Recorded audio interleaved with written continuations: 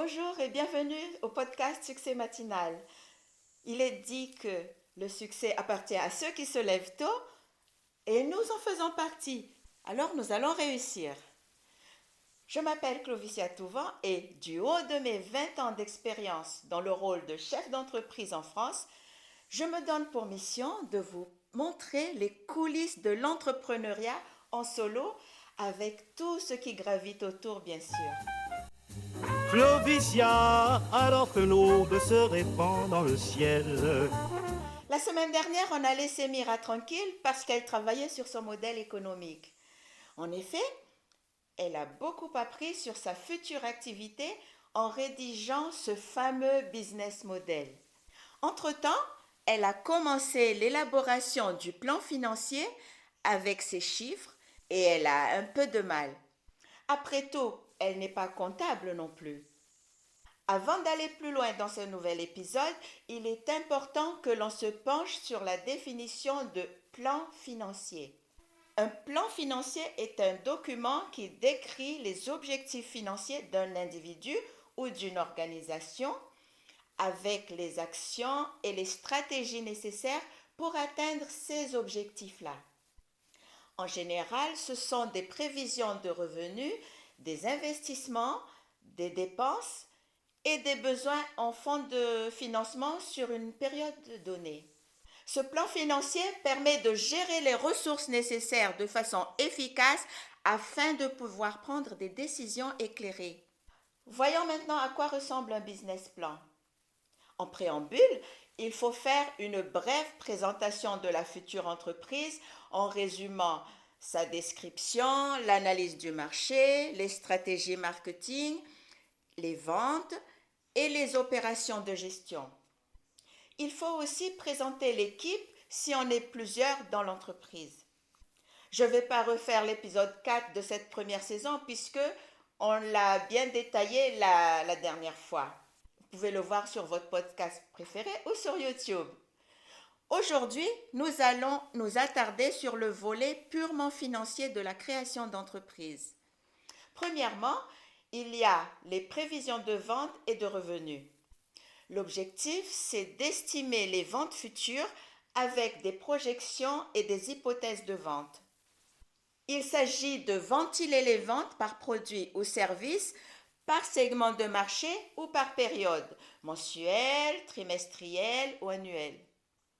Pour cela, il faut tenir compte de votre part de marché cible en fonction de la croissance du marché. Voici un exemple. Comme Mira veut se spécialiser dans les épices et les sauces pour barbecue, elle va cibler les personnes qui habitent dans des maisons et pas des appartements et qui ont un jardin. Voilà. Il est évident qu'elle vendra plus quand il fait beau pour donner envie de manger dehors.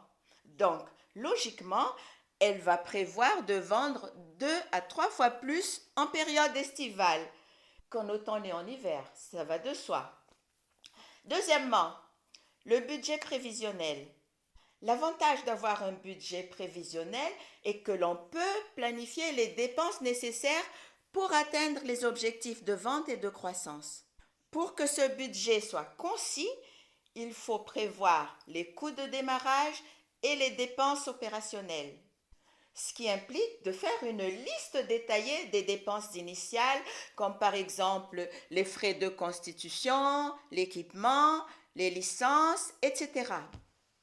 Mais pas que, puisqu'il faut aussi prévoir les coûts récurrents comme les salaires, les loyers, les fournitures, marketing, etc. Pour le cas de Mira qui veut vendre en ligne, elle tiendra compte des coûts de l'ordinateur, des logiciels, de l'hébergeur et plus. Et aussi de son stock initial de marchandises, d'emballage, d'étiquetage, d'affranchissement, etc. En troisième lieu, il y a les états financiers prévisionnels. Les états financiers prévisionnels nous fournissent une vue d'ensemble sur la santé financière future de l'entreprise. Ce document contient le compte de résultats prévisionnel qui présente les revenus, les coûts et les bénéfices projetés sur une période donnée. Il y a aussi le bilan prévisionnel pour montrer l'actif, le passif et les capitaux propres prévus de l'entreprise. Et enfin, le tableau de flux de trésorerie prévisionnel, ce qui donne les détails des flux de trésorerie entrants et sortants pour démontrer que l'entreprise a suffisamment de liquidités pour ses opérations quotidiennes. Quatrièmement, l'analyse de rentabilité. Il s'agit d'une étude qui vise à déterminer si l'entreprise sera rentable et à quel moment. Dans le jargon financier, on parle de seuil de rentabilité, c'est-à-dire le point auquel les recettes couvriront les coûts fixes et variables. On parle aussi de marge bénéficiaire. C'est l'analyse des marges brutes et nettes qui permettent de voir la proportion de revenus conservés après les coûts. On va s'attarder sur la définition de seuil de rentabilité et la marge bénéficiaire, bien sûr. Le seuil de rentabilité détermine le point auquel les recettes de vente couvriront les coûts fixes et variables. Par exemple, si Mira dépense 150 € toutes charges comprises pour produire 100 pots de sauce barbecue qu'elle vend à 2,50 € la pièce, ce qui en tout lui rapporte 250 €. Il faut qu'elle vende 60 pots à 2,50 € qui font 150 € pour atteindre son seuil de rentabilité. Donc, c'est à partir du 61e pot qu'elle peut se considérer bénéficiaire. Donc, 40 pots fois 2 à 2,50 €, ce qui donne 100 € de bénéfice. La marge bénéficiaire, c'est une analyse des marges brutes et nettes qui permettent de voir la proportion de revenus conservés après les coûts. Là aussi, il ne faut pas se dire « j'ai acheté 100 pots de sauce barbecue à 60 €, donc j'aurai un bénéfice de 190 €. C'est faux et archi faux. Il faut inclure dans le prix de revient les charges fixes et variables qui, lorsque bien calculées, reviennent à 90 €. Donc, 150 € de prix de revient pour 100 € de marge nette. Cinquièmement, les besoins en financement et plan de financement. Là, on commence à toucher du doigt la réalisation de notre projet car c'est la partie qui sert à identifier les besoins financiers et les sources de financement. C'est là-dedans que l'on détermine les besoins en fonds de roulement, c'est-à-dire le montant nécessaire pour financer les opérations courantes. Les investissements en capital, qui veut dire les dépenses pour les actifs à long terme, équipements, immobilier, etc. Il y a aussi les sources de financement avec des options possibles, les fonds propres, les banques, les investisseurs, etc. Et enfin, le plan de remboursement. C'est la stratégie pour rembourser les dettes contractées. Ce sont les points sur les besoins en financement et plan de financement. Quand on commence comme Mira, c'est un exercice difficile, même si c'est impératif. Là, c'est du sérieux. Mira pense avec raison qu'elle va demander de l'aide à un professionnel. Souvenez-vous qu'elle a commencé à observer les styles de vie des personnes autour d'elle selon leur métier. Et c'est comme ça qu'elle a découvert que l'une de ses voisines était comptable. Cette citation de Barack Obama est un concentré de sagesse. N'ayez pas peur de poser des questions. N'ayez pas peur de demander de l'aide quand vous en avez besoin. Je le fais tous les jours. Barack Obama. Cette voisine comptable a un fils du même âge que les enfants de Mira et fréquente la même médiathèque tous les samedis comme eux. Mira propose à la comptable d'amener son fils avec ses enfants à la médiathèque tous les samedis après-midi et en échange, la comptable peut l'aider à peaufiner son business plan. On se souvient que Mira adore aller à la médiathèque avec ses enfants parce que ça lui permet aussi de se documenter et d'apprendre beaucoup sur l'activité qu'elle rêve de réaliser. La comptable est d'accord pour cet échange de services, cependant, il faut quand même que Mira lui fournisse un script chiffré de ses besoins de démarrage en marchandises, en matériel, etc. En attendant, parlons de l'univers et de la loi d'attraction. Quand Mira a pensé qu'elle allait avoir du mal à trouver des personnes de son entourage qui font ce qu'elle voulait faire, c'était faux. Il y a un truc qui s'appelle la loi d'attraction. Vous souvenez-vous, quand une femme est enceinte, elle rencontre plein d'autres femmes enceintes sur son chemin. Attendez, je sais que l'épisode vous passionne, mais je vous interromps pour vous faire savoir que je vous ai concocté un cours en ligne complet afin de vous aider à créer un blog passionnant et qui peut vous rapporter de l'argent. Vous êtes débutant en blogging, ces 9 modules avec des exercices pratiques et des vidéos tutoriels vous faciliteront la conception de votre nouveau blog.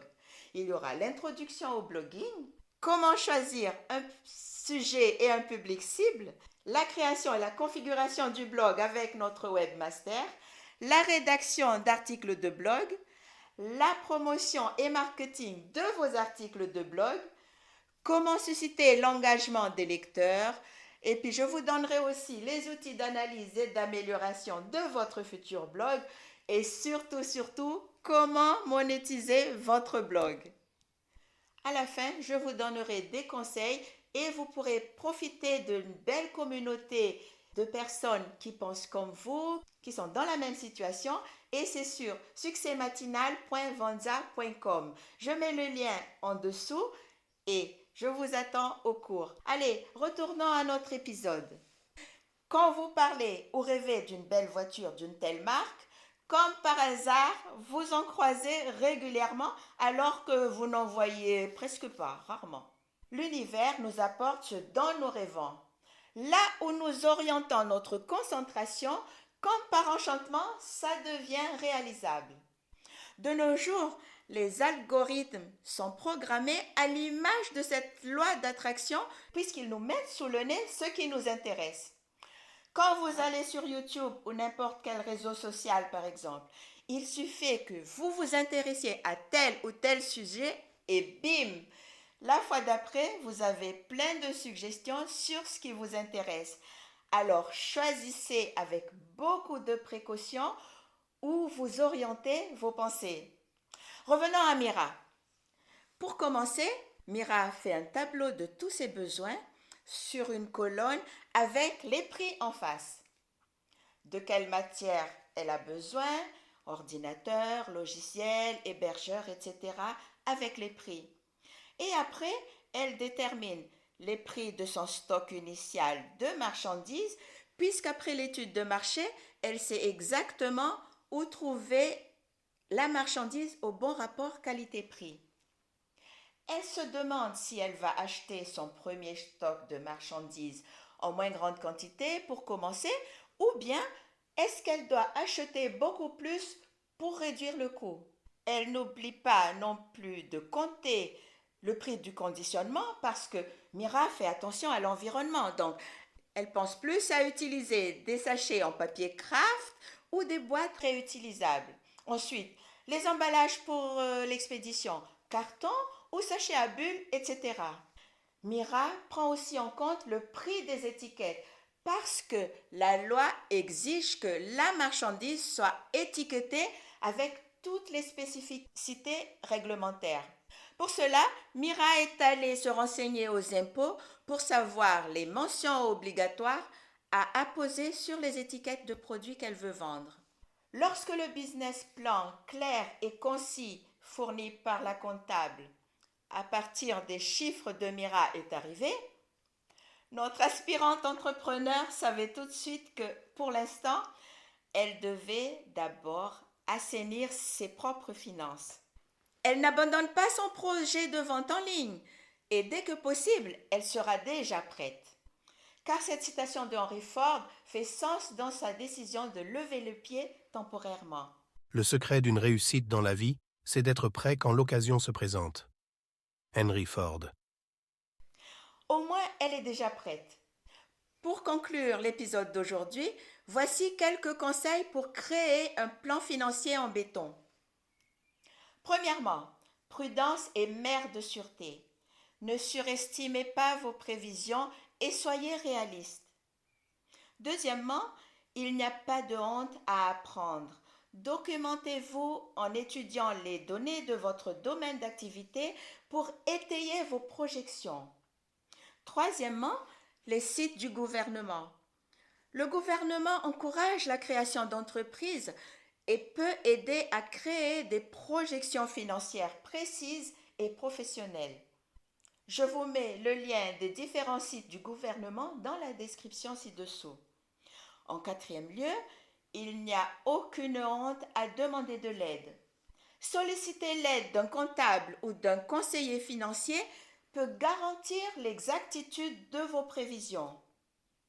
Et dernièrement, actualisez régulièrement le plan financier, c'est-à-dire revoyez et ajustez vos projections en fonction des résultats réels et des changements dans le marché. En somme, un plan financier bien élaboré peut non seulement attirer des investisseurs, mais aussi guider la gestion financière de l'entreprise pour assurer sa croissance et sa durabilité. Un bon business plan doit non seulement montrer la viabilité de votre projet, mais aussi démontrer votre compréhension approfondie de l'industrie et votre capacité à mener l'entreprise vers le succès. Le plan financier est une section cruciale du business plan car il montre comment l'entreprise prévoit de gagner de l'argent, de gérer ses dépenses et de croître financièrement. Si vous croyez que Mira va retourner dans son train-train habituel en attendant, vous vous trompez lourdement, car au lieu de se morfondre, elle décide de créer un blog pour parler de son périple vers la vie d'entrepreneur en étant une mère célibataire. Elle a 2 heures par jour pour créer et animer ce blog sur lequel elle pourra partager ses passions avec d'autres personnes qui sont dans la même situation qu'elle. Ce sera notre sujet pour la semaine prochaine. Oui, je vous parlerai de blog et de tous les bénéfices qu'on peut en tirer sans avoir à y mettre beaucoup d'argent au départ. Alors, à lundi prochain et pensez à recommander ce podcast Succès Matinal à vos proches parce que je vais vous faire aimer le monde de l'entrepreneuriat. Vous êtes les meilleurs et je vous aime beaucoup. Salut!